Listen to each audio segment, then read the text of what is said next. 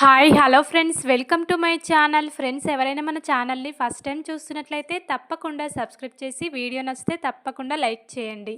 ఇక వీడియోలోకి వెళ్ళినట్లయితే ఈ రోజైతే ఆనంది ఆదిత్య అలెక్యల ప్రేమ గురించి నిజం తెలుసుకొని ఇక తన కుమిలిపోతూ ఆనంది అయితే గుడికి వచ్చి తన బాధను తన శివయ్యతో చెప్పుకుంటూ ఉంటుంది. అప్పుడే ఇక పూజారి వచ్చి ఏంటమ్మా ఆనంది, ఏం జరిగిందని ఆనందిని మందలించి మరిక గుడికి వచ్చిన జ్యోతికి శ్రీనుకైతే పూజారి ఈరోజు జ్యోతి కన్న కూతురనే నిజం చెప్పబోతున్నాడు. మరిక నిజం తెలుసుకున్న జ్యోతి ఏం చేయబోతుందనేది తెలుసుకోవాలంటే ఈ వీడియోని స్కిప్ చేయకుండా చివరి వరకు చూడండి. ఈ రోజైతే ఆనంది ఇక బయటకు వెళ్ళి వచ్చేలోపే అలెక్య అయితే ఆదిత్యకు సేవలు చేస్తూ ఉంటుంది. భర్తకు భార్య ఎలా సేవలు చేస్తుందో అలా దగ్గరుండి ఇక ఆదిత్యను చూసుకుంటూ ఉండగా ఆనంది అయితే తట్టుకోలేకపోతుంది. ఏంటి దివ్య, నువ్వు మీ బావగారికి అలా చేయడం ఏంటి? అలా చెయ్యకూడదు, నువ్వు ఆ పని నేను మాత్రమే చెయ్యాలి ఇక అని అంటూ ఉండగా, లేదక్క, బావగారు చేయమంటేనే చేస్తున్నాను. బావగారికి బాగా తలనొప్పిగా ఉందని చెప్పి నన్ను ఇలా క్లాత్ తీసుకొని ఇలా అనమని చెప్తేనే అంటున్నానక్క. ఇక బాగా వేడిగా ఉంది బావగారి ఒళ్ళంతా, అందుకే ఇక నువ్వు నాకు జ్వరం వచ్చినప్పుడు ఈ క్లాత్తో ఇలానే చేసావు కదా, అందుకే నేను కూడా బావగారికి ఇలా సేవలు చేస్తున్నానక్క అని ఇక అంటూ ఉంటుంది ఆనంది అయితే. అప్పుడే ఇక ఆదిత్య అయితే, ఏంటి ఇక నువ్వు ఎన్నిసార్లు ఫోన్ చేసినా లిఫ్ట్ చేయలేదు, నా గురించి పట్టించుకోవడం లేదు, అందుకే మీ చెల్లెలు దివ్యను ఇక ఇలా నాకు తలనొప్పిగా ఉందని చెప్పి ఇలా జెండుమ్మ తలకు రాయమని చెప్తున్నాను, తప్పేంటి ఆనంది అనిక అంటూ ఉంటాడు ఆదిత్య అయితే. అప్పుడే ఇక ఆనంది అయితే సైలెంట్గా ఇక ఏమి అనాలో తెలియక తను వెళ్ళిపోతుంది. ఇక జీవనాలకైతే ఫుల్ హ్యాపీగా ఉంటారు. బావగారు సరైన విధంగా ఆనందికి బుద్ధి చెప్పాడు, ఇక ఆనంది నోట్లో నుండి మాటలు కూడా రాకుండా చేశాడు అనిక వీళ్ళైతే ఆనంది అలా బాధపడుతున్నందుకు చాలా సంతోషిస్తూ ఉంటారు. ఇక కిచెన్లోకి వెళ్ళి ఆనంది అయితే, దివ్యను ఇంట్లోకి తీసుకొచ్చి తప్పు చేశానా, ఇక ఈయన ఏంటి ఇలా మాట్లాడుతున్నారు దివ్య గురించి, ఇక దివ్య ఇంటికి వచ్చినప్పటి నుండి దివ్య మీద ఎందుకో కాన్సన్ట్రేషన్ ఎక్కువగా పెట్టి దివ్య గురించే ఆలోచిస్తున్నాడు.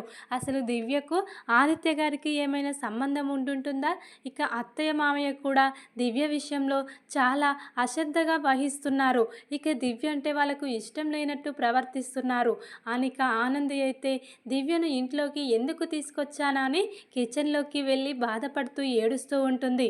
ఇక ఇంతలోనే జీవన ఆనంది దగ్గరికి వెళ్తుంది. ఏంటి ఆనంది, ఏడుస్తున్నావా? నీ చెల్లెలు ఇంట్లోకి వచ్చి నీ భర్తకు సేవలు చేస్తూ ఉంటే తట్టుకోలేకపోతున్నావా? ఇక నీ చెల్లెలు మరికొద్ది రోజుల్లో నిన్ను ఇంట్లో నుంచి పంపించేసి ఇక శాశ్వతంగా నీ భర్తకు భార్యగా ఇక్కడే ఉండబోతుంది అనిక జీవన అయితే ఈరోజు ఆనందికి దిమ్మ తిరిగే షాక్ ఇస్తుంది. ఇక అది విన్న ఆనంది అయితే, జీవన ఏం మాట్లాడుతున్నావు, ఇక నా చెల్లెలు దివ్య ఇక నా భర్తను పెళ్లి చేసుకొని ఇక్కడే ఉండడం ఏంటి, నన్ను బయటకు పంపించేసి నీకేమైనా మతిపోయిందా, నా చెల్లెలు అలాంటిది కాదు, నా భర్త కూడా నన్ను అలా మోసం చెయ్యడు అనిక ఇలా తన భర్త శ్రీరామచంద్రుడని చెప్తూ ఉంటుంది ఆనంది అయితే. అప్పుడే ఇక జీవన అయితే, చూడు ఆనంది, ఇక నీ భర్త ఒకప్పుడు ప్రేమించిన అలెక్య ఇక ఈ దివ్యనే, అందుకే ఇక దివ్య ఆదిత్యను దక్కించుకోవడం కోసమే ఈ ఇంట్లో అడుగుపెట్టి ఇలా ఆదికి దగ్గరవుతుంది, నిన్ను దూరం చేస్తుంది, కానీ ఇక నీకు అది అర్థం కావట్లేదు, ఇక నిజాన్ని అత్తయ్య మామయ్య బావగారు నీ ముందు దాచిపెడుతున్నారు, అసలైన ఇక అలెక్య తనే, బావగారు ప్రేమించిన అలెక్య, అందుకే ఇక దివ్య అంటే అత్తయ్య మామయ్యకు నచ్చటం లేదు, ఎలాగైనా దివ్యను బయటకు పంపించేయాలి, నువ్వు ఆదిత్య సంతోషంగా ఉండాలని అత్తయ్య మామయ్య కోరుకుంటున్నారు, కానీ బావగారు మాత్రం అలెక్య ఇక్కడే ఉండాలి, తనతో పాటే ఉండాలి, తనతోనే తను ఉండాలని ఇలా అనుకుంటున్నాడు, కాబట్టి నిన్ను ఇలా దూరం పెట్టి అలెక్యకు దగ్గర అవుతున్నాడు, ఆ విషయం నువ్వు తెలుసుకుంటే మంచిది అనిక ఇలా అలెక్య ఆదిత్య లవర్స్గా ఫోటోలు దిగుతారు కదా, తన దగ్గర ఉన్న పెన్ డ్రైవ్లో ఆ ఫోటోలన్నీ ఈరోజైతే జీవన ఆనందికి చూపిస్తుంది. అది చూసిన ఇక ఆనందికైతే దిమ్మ తిరిగిపోతుంది. ఏంటి ఇలా షాక్ ఇచ్చారేంటి నాకు, ఇక అందరూ కూడా నన్ను మోసం చేసే వాళ్ళే ఉన్నారు. ఇక నేను అందరినీ మంచి వాళ్ళని నమ్ముతున్నాను. కానీ అందరూ నా ముందు ఈ నిజాన్ని దాచిపెట్టి నన్ను ఇలా తెలివి తక్కువ దాన్ని చేసి నాతో ఆడుకుంటున్నారు అని ఇక ఈరోజైతే ఇలా జీవన ద్వారా అలిఖ్య ఆదిత్యల ప్రేమ గురించి తెలుసుకొని గుండె పగిలేలా ఏడుస్తూ ఉంటుంది ఆనంది అయితే. ఇక నా ముందు అందరూ నిజాన్ని దాచారు కాబట్టి నాకు నిజం తెలిసిందని నేను ఎవరికీ చెప్పకుండా ఎక్కడికైనా వెళ్ళిపోతాను. ఇక నేను ఇంట్లో ఉండను. ఆదిత్య మనసులో నాకు స్థానం లేదు. తను ప్రేమించిన అమ్మాయిని ఇలా ఇష్టపడుతున్నాడు. మళ్ళీ ఇక తనకే దగ్గర కావాలని చూసి నన్ను ఇలా దూరం పెడుతున్నాడు. అలాంటప్పుడు నేను ఇంట్లో ఎందుకు ఉండాలి? ఇక నాకు అవసరం లేదు. నేను ఎవరికీ చెప్పకుండా ఎక్కడికైనా వెళ్ళిపోతాను అనిక ఇలా ఆనంది అయితే ఇలా జీవన ద్వారా ఆదిత్య అలిఖ్య ప్రేమ గురించి నిజం తెలుసుకొని ఇక తనైతే ఇంట్లో నుంచి ఎవరికీ తెలియకుండా వెళ్ళిపోతుంది. ఇక ఆనంది ఏడుస్తూ అలా ఇక చివరికి గుడికి చేరుకుంటుంది. తన శివయ్యతో తన బాధలన్నీ చెప్పుకోవాలి. ఇక శివయ్య ఎందుకు నా జీవితాన్ని ఇలా చేస్తున్నాడు అని ఇక ఆనంది అయితే గుడికి వెళ్తుంది. ఇక గుడికి వెళ్ళి ప్రదక్షిణలు చేస్తూ శివయ్యకు ఇలా మొరపెట్టుకుంటూ ఉంటుంది. ఎందుకు దేవుడా, నా జీవితంలో అన్ని కష్టాలైనా నాకు ఇక ఎప్పుడు కూడా సుఖాలుండవా? నేను సంతోషంగా ఉండడం నీకు ఇష్టం లేదా? నా భర్తతో ఇక సంతోషంగా ఉంటానని ఎన్నో కలలు కన్నాను. మా అమ్మా నాన్నలు కూడా ఇక నాకు పిల్లలు పుడితే సంతోషంగా చూడాలని ఎంతో ఆశగా ఉన్నారు. కానీ నువ్వు మాత్రం నాకు ఆదిత్యకు శోభనం ఆపేసి ఇక ఆదిత్య తను ప్రేమించిన అమ్మాయికి దగ్గరయ్యేటట్లు చేస్తున్నావు. ఇక ఇప్పుడు ఆదిత్య మనసులో తను ప్రేమించిన అలిఖ్య మాత్రమే ఉంది. నేను లేను. రోజు రోజుకి ఇక అలిఖ్య మీద ప్రేమ పెరుగుతుంది. ఈరోజు ఇక తనతో ఇలా సేవలు చేయించుకుంటున్నాడు భార్యలాగా. అంటే ఇక నేను తన మనసులో లేనప్పుడు ఆ ఇంట్లో ఎందుకు ఉండాలని చెప్పి ఇక్కడికి నీ దగ్గరికి వచ్చేసాను. ఇక నాకు ఏం చూపిస్తావో, ఎలాంటి న్యాయం చేస్తావో ఇక అది నీ ఇష్టం అని చెప్పి ఇలా ఇక గుడి చుట్టూ ప్రదక్షిణలు చేస్తూ ఆనంది అయితే శివయ్యకు అభిషేకం చేస్తూ ఉంటుంది నీళ్లతో. ఇక అప్పుడే పూజారి అయితే ఏంటి ఆనంది ఉదయం నుండి ఇక్కడే ఉంది, శివయ్యతో ఏదో తన బాధలు మొత్తం చెప్పుకుంటుంది. ఇక నేను మొన్న ఇచ్చిన శేషవస్త్రం తను ధరించలేదా? తన కష్టాలన్నీ పోతాయని చెప్పాను. ఇక మళ్ళీ కష్టాల్లో పడిందా? ఇక శివయ్య దగ్గరికి వచ్చిందంటే ఆనందికి ఏదో తీరని కష్టం ఉండుంటుంది అని ఇక ఇలా పూజారి అయితే ఆనంది దగ్గరికి వస్తాడు. ఇక అప్పుడే ఆనంది అయితే పూజారి తాతను చూసి చాలా ఏడుస్తూ తన బాధలన్నీ చెప్పుకుంటూ ఉంటుంది. నా జీవితంలో చిన్నప్పటి నుండి కష్టాలే ఉన్నాయి, అది నీకు తెలుసు కదా తాత. ఇక ఇప్పుడు నా భర్తకు కాళ్ళొచ్చాయి, మేమిద్దరం హ్యాపీగా ఉంటామని ఎన్నో కలలు కన్నాము. కానీ చివరికి నా జీవితంలో హ్యాపీనెస్ లేదని శివయ్య తెలియజేశాడు. ఇక తను ఎంతోగానో ప్రేమించిన దివ్యనే అలిఖ్య, తను ప్రేమించిన అమ్మాయి అలిఖ్య మా ఇంట్లోనే ఉండడంతో తనతో ఇక ఆదిత్య హ్యాపీగా ఉంటూ నన్ను ఇలా దూరం పెడుతున్నాడు. ఇక నా మీద అనుమానపడుతున్నాడు. ఇక నా మీద ఇలా కోపం చిరాకు ఇక వాళ్ళ మాటలు విని నన్ను ఇలా విసుక్కుంటున్నాడు అని ఇక అక్కడ జరిగిన విషయాలు మొత్తం కూడా ఆనంది పూజారి తాతతో చెప్తూ ఉంటుంది. అది విన్న ఇక పూజారి అయితే అవునా, ఇలా చేస్తున్నాడా ఆదిత్య? ఆ రోజు శేషవస్త్రం కూడా ఇక తను ప్రేమించిన దివ్యనే అలెక్కైనా తనే కట్టుకుంది. ఇక తనతో పాపట్లో బొట్టు కూడా పెట్టించుకోవాలనుకుంది. ఇక నా చెల్లెలు దివ్యగా భావిస్తున్న ఆ దివ్య నన్ను చాలా మోసం చేసింది తాతయ్య. ఇక నా భర్తనే లాక్కోవాలని ఇక మా ఇంట్లో అడుగుపెట్టి నన్ను అమాయకురాలను చేసి తను ఇక నాతో ఆడుకుంటుంది, జీవనతో చేతులు కలిపి దివ్య అని ఇక అంటూ ఉంటుంది. ఆనంది అయితే పూజారితో. ఆ మాటలు విన్న పూజారి అయితే అవునా, ఇక నువ్వు సొంత చెల్లెల్లాగా చూసుకుంటున్న దివ్య నీ జీవితాన్ని ఇలా చేయాలనుకుందా? అసలు మానవత్వం అంటూ ఉందా ఆ దివ్యకు? ఇక నువ్వు దివ్య ప్రాణాలను కాపాడావు, నీ భర్తకు కూడా పునర్జన్మనిచ్చావు, వాళ్ళిద్దరినీ కలిపి నువ్వు ఈరోజు కష్టాలు పడుతున్నావు. ఇక చిన్నప్పటి నుండి ఇతరులను సుఖంగా ఉంచి నువ్వు కష్టాలు పడడమే ఇక నువ్వు చేస్తున్న పనులమ్మా. ఇక చిన్నప్పుడే జీవనగా ఉన్న ఎంతో గొప్ప వ్యక్తివి నువ్వు. ఆనందిగా మారి ఇక నీ ఫ్రెండ్ మల్లికని తీసుకొచ్చి జీవనగా మీ అమ్మా నాన్నలకు పరిచయం చేసి తనకు రాజ్యభోగాలు వేలేలాగా చేశావు. నువ్వు మాత్రం కూలీల ఇంట్లో బ్రతుకుతో పద్మమ్మ సింహాద్రి ఇంట్లో పేదరికాన్ని అనుభవించావు. ఇక నీ కష్టాలు చూస్తుంటే నాకు చాలా బాధగా ఉందమ్మా. ఇక నువ్వు ఇన్ని కష్టాలు పడుతున్నావు. నీ కన్న తల్లిదండ్రులకు నీ కష్టాల గురించి చెప్తే వాళ్ళు కన్నీళ్లు పెట్టుకొని నీకు మంచి చేస్తారమ్మా. ఇప్పటికైనా మీ అమ్మ జ్యోతమ్మకు నిజం చెప్తామమ్మా అని ఇక ఇలా కష్టాల్లో ఉన్న ఆనందిని అడుగుతూ ఉంటాడు పూజారి అయితే. అప్పుడే ఇక పూజారి అయితే, వద్దు తాతయ్య, ఆ నిజాన్ని ఇప్పుడే చెప్పొద్దు. నాకు చిన్నప్పటి నుండి కష్టాలు అలవాటుగానే ఉన్నాయి కాబట్టి నేను అలాగనే బ్రతుకుతాను. ఇప్పుడు జీవితంలో మళ్ళీ కష్టాలు మొదలవుతే నేను తట్టుకోలేను. జీవన ఎక్కడున్నా సంతోషంగా ఉండాలి. నాకు కావాల్సింది అది తాతయ్య అనిక ఈ రోజైతే ఇలా అంటూ ఉంటుంది ఆనంది అయితే పూజారితో. అప్పుడే ఇక పూజారి అయితే, నీ మంచితనం వల్లే నీకు ఎన్ని కష్టాలు వస్తున్నాయమ్మా. ఈ రోజుల్లో ఇలా మంచితనంగా ఉంటే ఇలానే కష్టాలు వస్తాయి. ఎవరికి ఎలా బుద్ధి చెప్పాలో అలా చెప్తేనే అలా పడుంటారమ్మా. ఇక నేను ఓపికతో ఉండలేను. నీ కష్టాలను చూస్తూ నేను ఊరుకోలేను. ఈరోజు ఏం జరిగినా సరే జ్యోతికి కాల్ చేసి ఇక్కడికి రమ్మని చెప్పి నిజమేంటో తనకు చెప్పేస్తాను అనిక పూజారి అయితే అంటూ ఉంటాడు ఆనందితో. అప్పుడే ఇక ఆనంది అయితే ఇలా ఇక శివయ్యకు ప్రదక్షిణలు చేసి అలసిపోయి ఉన్నట్టుండి ఒక్కసారిగా కింద పడిపోతుంది కళ్ళు తిరిగి. ఏంటమ్మా ఆనంది, ఏం జరిగింది? ఎందుకమ్మా ఇలా పడిపోయావు? పొద్దు నుండి ఏమీ తినలేదా? నీరసంగా ఉన్నావు. ఏంటమ్మా నీ జీవితంలో ఈ కష్టాలు ఎప్పుడు పోతాయమ్మా అనిక ఇలా ఆనందినైతే పైకి లేపుతూ ఇక ఇలా బాధపడుతూ ఉంటాడు పూజారి అయితే. ఇక ఇంతలోనే శ్రీను అయితే ఆనంది కనిపించడం లేదు. ఇక ఆదిత్య అలిక్య ప్రేమ గురించి నిజం తెలుసుకొని ఆనంది ఎక్కడికో వెళ్ళిపోయిందని శ్రీను నిజం తెలుసుకుంటాడు. ఇక అప్పుడే శ్రీను అయితే ఇలా అనుకుంటూ ఉంటాడు, నా అమ్మాడి ఎక్కడికి వెళ్ళదు. ఇక గుడికి వెళ్ళి తన శివయ్యతో తన బాధలు చెప్పుకుంటుంది. ఇక వస్తే నా దగ్గరికి వచ్చి తన బాధను చెప్పుకుంటుంది, లేకుంటే ఇక గుడికి వెళ్తుంది అని ఇక గుడికి వెళ్తాడు. ఇక ఆనందిని వెతుక్కుంటూ శ్రీను అయితే. అప్పుడే ఇక ఇలా కింద పడిపోయిన ఆనందిని పూజారి లేపుతూ ఉండగా, ఏమైంది తాత అమ్మాడికి అనిక శ్రీను అయితే అంటూ ఉంటాడు. ఇక తను ఉదయం నుండి ఏమీ తినలేదు. ఇక తన భర్త అలిక్య ఇద్దరు ప్రేమించుకున్నారు. ఇక వాళ్ళు ఆ ఇంట్లోనే హ్యాపీగా ఉంటున్నారు. అది చూసి తట్టుకోలేక నిజం తెలుసుకొని ఆనంది ఎవ్వరికీ చెప్పకుండా తన మనశ్శాంతి కోసం గుడికి వచ్చి శివయ్యతో తన బాధలు చెప్పుకుంటుంది శ్రీను. ఇక నేనే ఆనంది దగ్గరికి వచ్చి ఏమైందమ్మా అని అడుగుతూ ఉండగా ఇలా అలసిపోయి కళ్ళు తిరిగి కింద పడిపోయింది అని ఇక శ్రీనుకు చెప్తూ ఉంటాడు పూజారి అయితే.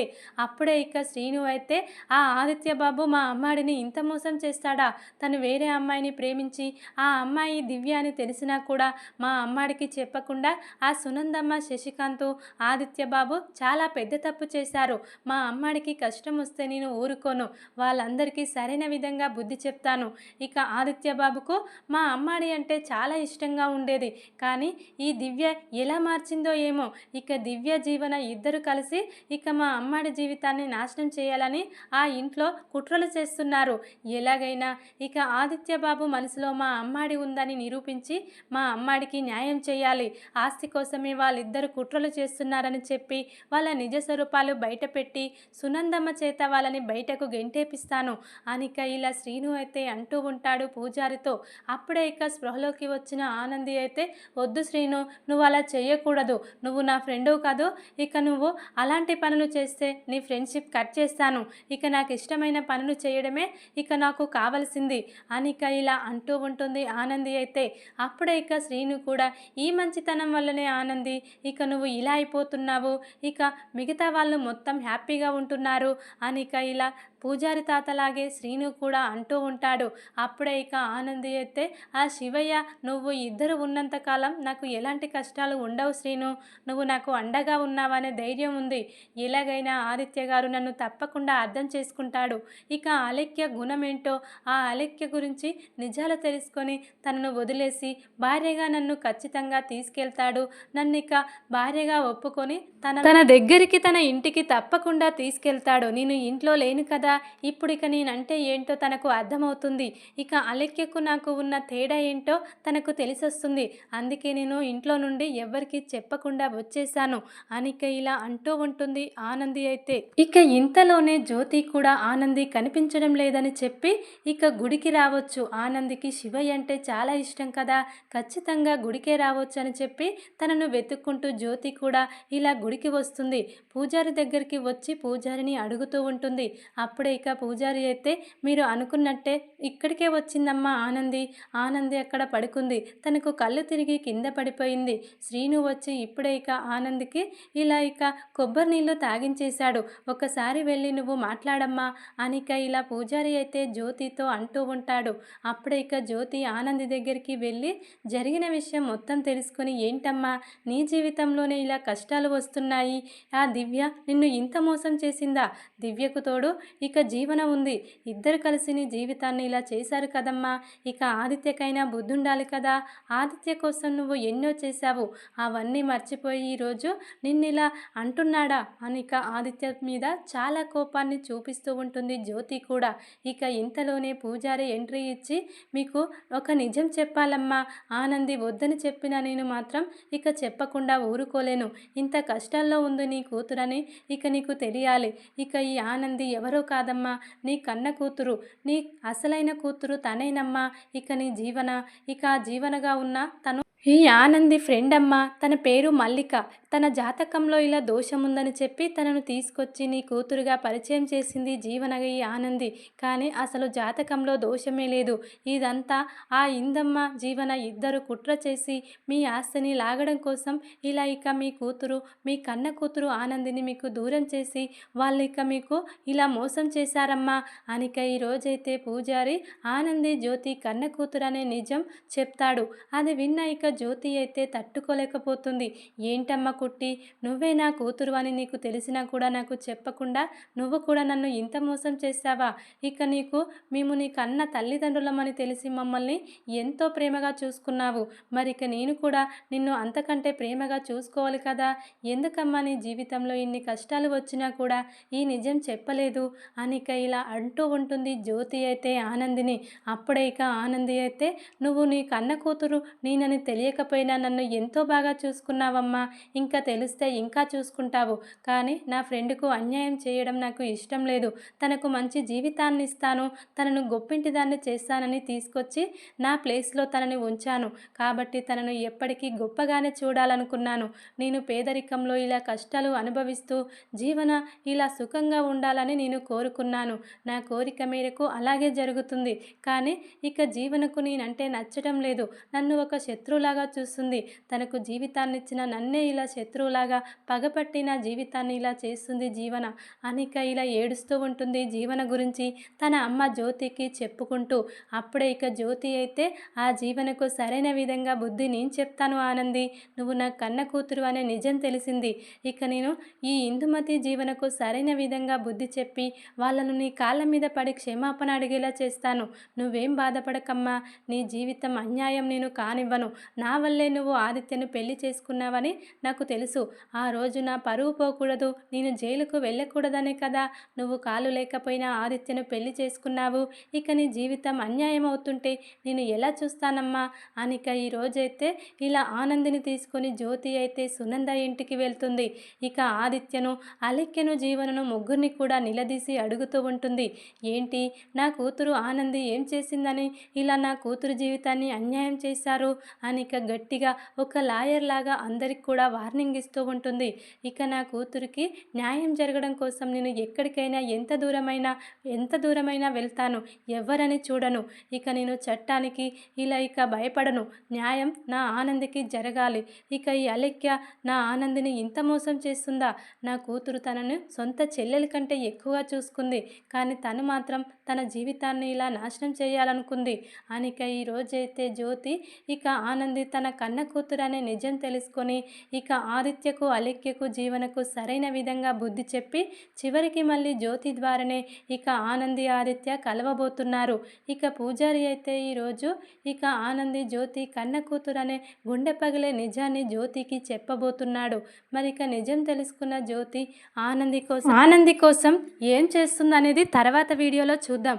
ఇక సునంద, శశికాంత్ అందరూ కూడా ఇక జ్యోతి అసలైన కూతురు ఆనంది అని నిజం తెలుసుకొని జీవన క్యారెక్టర్ని జీవన చీప్గా ఇలా ఇక రోడ్డు మీద ఉన్న జీవన ఇలా జ్యోతి కూతురుగా వచ్చి మనందరినీ కూడా ఇంత మోసం చేస్తుందా.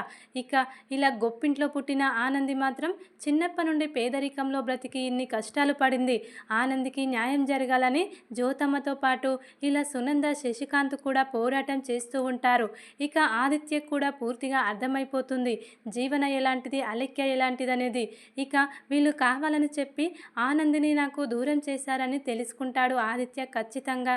చివరికైతే జ్యోతి ద్వారానే ఇక ఇలా ఆదిత్య ఆనంది కలిసి అలెక్యకు జీవనకు దిమ్మ తిరిగే షాక్ ఇస్తారు అనిపిస్తుంది. చూద్దాం మరిక తర్వాత ఏం జరగబోతుంది అనేది. వీడియో కనుక మీకు నచ్చినట్లయితే లైక్ చేసి సబ్స్క్రైబ్ చేసుకోండి friends. Thank you for watching.